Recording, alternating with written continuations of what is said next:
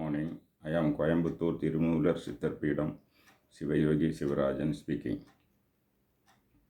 The Kundalini Yoga process is being explained in Ramayana.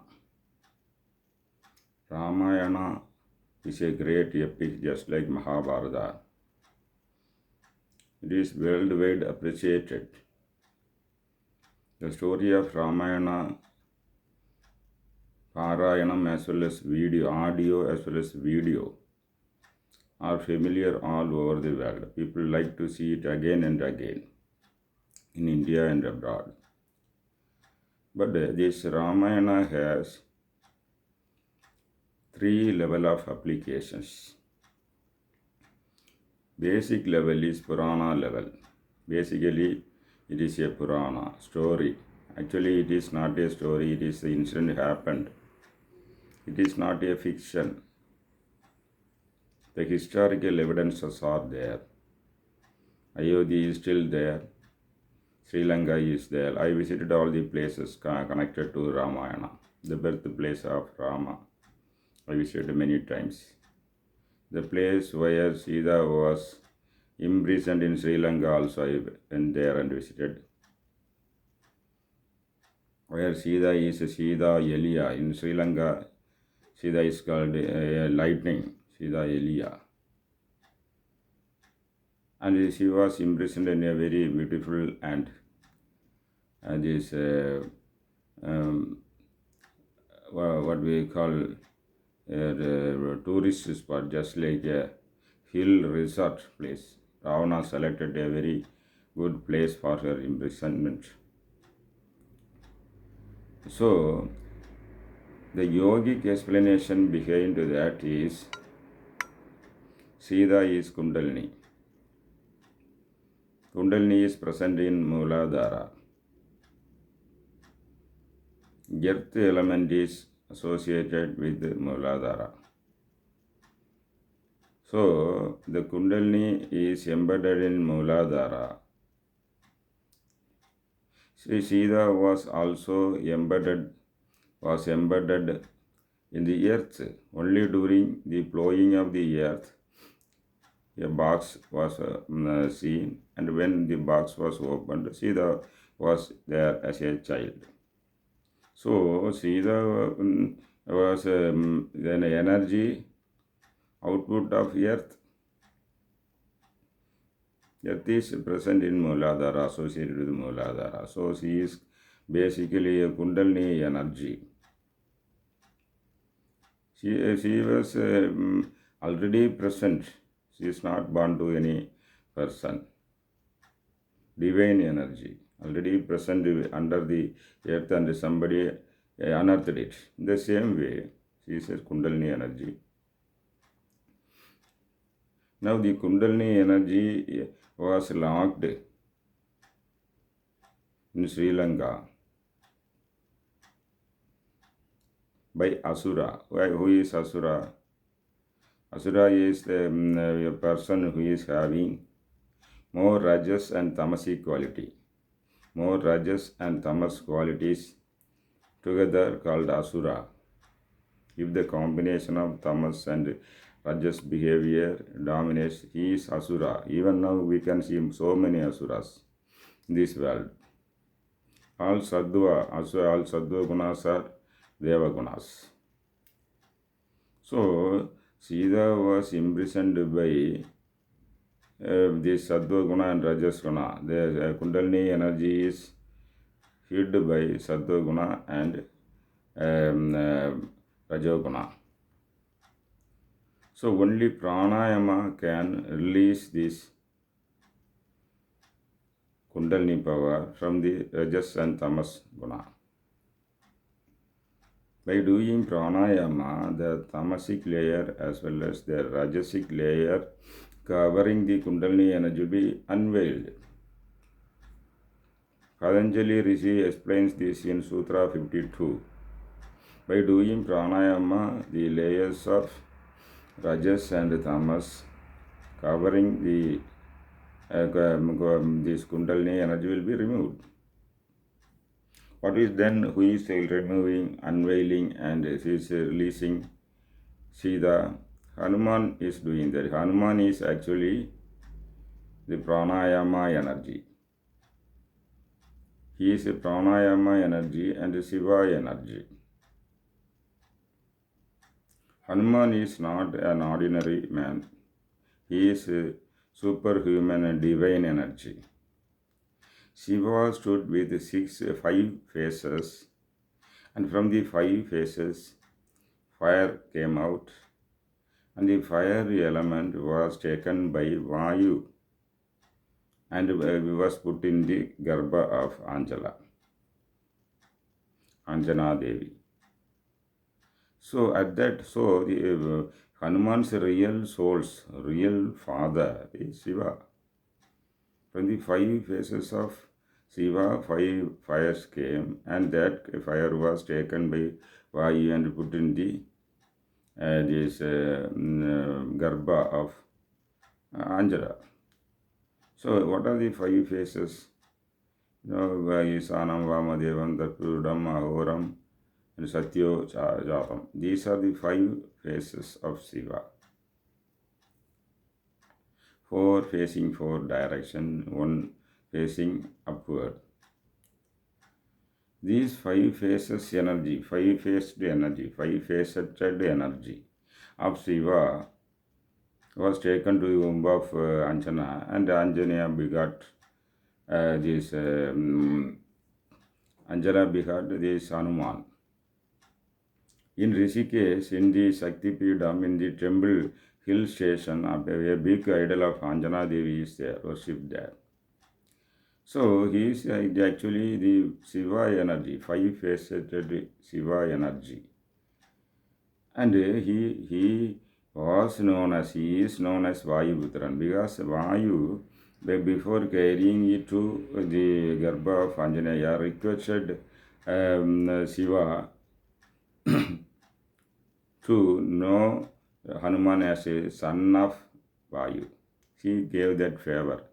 From that only he is known as the Vayuputran. Actually, he is originally Sivaputran. So, Vayu, he represents pranayama. Originally, he is Shiva energy, and later on he is known as Vayuputra, means he represents pranayama. So, in Ramayana, the secret is unveiled that if you do pranayama, if you increase the pranayama level, then only the Kundalini energy can be released, removing the Rajasic powers. That is Rajasic and Tamasic, that Asura power. Then it will be released and joined with that Rama, the divine energy in the Sahasrara. The union of Shiva and Rama is affected by Hanuman, pranayama power. Kundalini rising can be achieved only through pranayama and kumbhaka. Pranayama practice, pranayama asra, puraka, resaka and kumbhaka. So he is a uniting force of Kundalini and the supreme power, Rama. Rama is not ordinary man.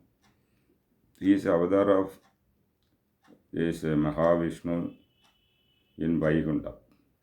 So, this union of this Atman and the supreme energy is affected by Hanuman.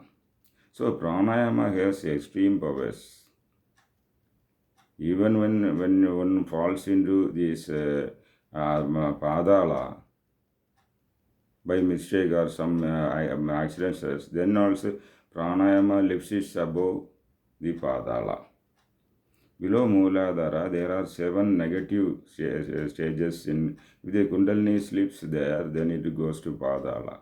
Then also pranayama helps to recover, come up from that.